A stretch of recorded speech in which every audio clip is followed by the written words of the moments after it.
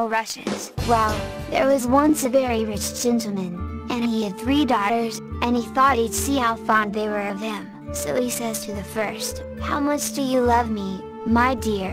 "Why," says she, "as I love my life." "That's good," says he. So he says to the second, "How much do you love me, my dear?" "Why," says she, "better nor all the world." "That's good," says he. So he says to the third, "How much do you love me, my dear?" "Why, I love you as fresh meat loves the salt," says she. "Well, but he was angry. "You don't love me at all," says he, "and in my house you stay no more." So he drove her out there and shut the door in her face. Well, she went away on and until she came to a fen, and there she gathered a lot of rushes and made them into a kind of a sort of a cloak with a hood, to cover her from head to foot, and to hide her fine clothes. And then she went on and on till she came to a great house. "Do you want a maid?" says she. "No, we don't," said they.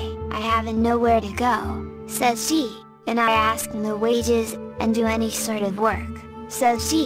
"Well," said they, "if you like to wash the pots and scrape the saucepans you may stay," said they. So she stayed there and washed the pots and scraped the saucepans and did all the dirty work, and because she gave no name they called her Capo Rushes. Well, one day there was to be a great dance a little way off, and the servants were allowed to go and look on at the grand people. Capo Rushes said she was too tired to go, so she stayed at home. But when they were gone, she offed with her Capo Rushes, and cleaned herself, and went to the dance, and no one there was so finely dressed as she. Well, who should be there but her master's son, and what should he do but fall in love with her the minute he set eyes on her. He wouldn't dance with anyone else. But before the dance was done, Capo Rushes slipped off, and away she went home. And when the other maids came back, she was pretending to be asleep with her Capo Rushes on. Well, next morning they said to her, "You did miss a sight, Capo Rushes." "What was that?" says she. "Why, the beautifulest lady you ever see, dressed right gay and ga.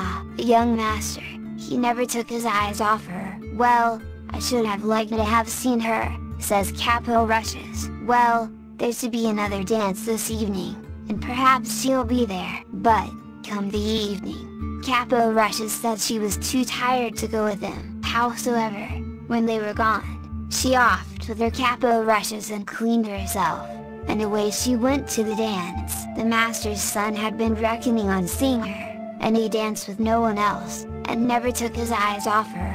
But, before the dance was over, she slipped off, and home she went, and when the maids came back she pretended to be asleep with her Capo Rushes on.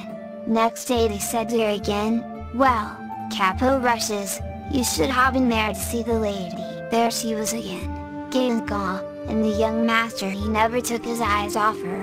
"Well, there," says she, "I should ha liked to ha seen her."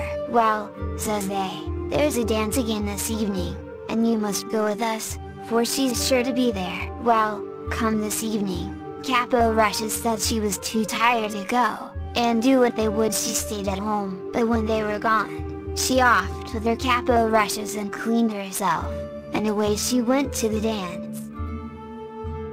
The master's son was rarely glad when he saw her. He danced with none but her and never took his eyes off her. When she wouldn't tell him her name, nor where she came from, he gave her a ring and told her if he didn't see her again he should die.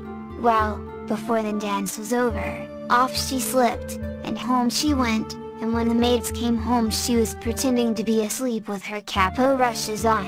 Well, next day they says to her, "There, Capo Rushes, you didn't come last night, and now you won't see the lady, for there's no more dances." "Well, I should have rarely liked to have seen her," says she. The master's son he tried every way to find out where the lady was gone, but go where he might, and ask whom he might, he never heard anything about her, and he got worse and worse for the love of her till he had to keep his bed. "Make some gruel for the young master," they said to the cook. "He's dying for the love of the lady." The cook set about making it when Capo Rushes came in. "What are you doing of?" says she. "I'm going to make some gruel for the young master," says the cook, "for he's dying for love of the lady." "Let me make it," says Capo Rushes. Well, the cook wouldn't at first, but at last she said yes, and Capo rushes made the gruel, and when she had made it, she slipped the ring into it on the sly before the cook took it upstairs. The young man he drank it and then he saw the ring at the bottom. "Send for the cook," says he, so up she comes. "Who made this gruel here?" says he. "I did," says the cook, for she was frightened, and he looked at her. "No, you didn't," says he. "Say you did it, and you shan't be harmed." "Well, then, tea was Capo rushes," says she. "Send Capo rushes here," says he. So Capo rushes came. "Did you make my gruel?" says he. "Yes, I did," says she. "Where did you get this ring?" says he. "From him that gave it me," says she. "Who are you?"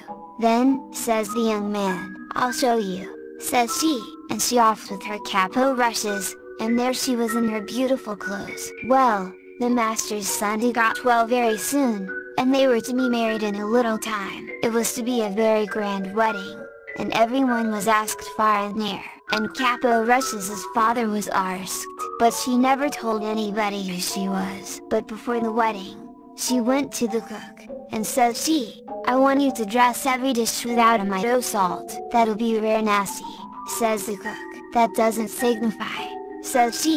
"Very well," says the cook. Well, the wedding day came, and they were married. And after they were married, all the company sat down to the dinner. When they began to eat the meat, it was so tasteless they couldn't eat it. But Capo rushes' father tried first one dish and then another, and then he burst out crying. "What is the matter?" said the master's son to him. "Oh," says he, "I had a daughter, and I asked her how much she loved me, and she said as much as fresh meat loves salt.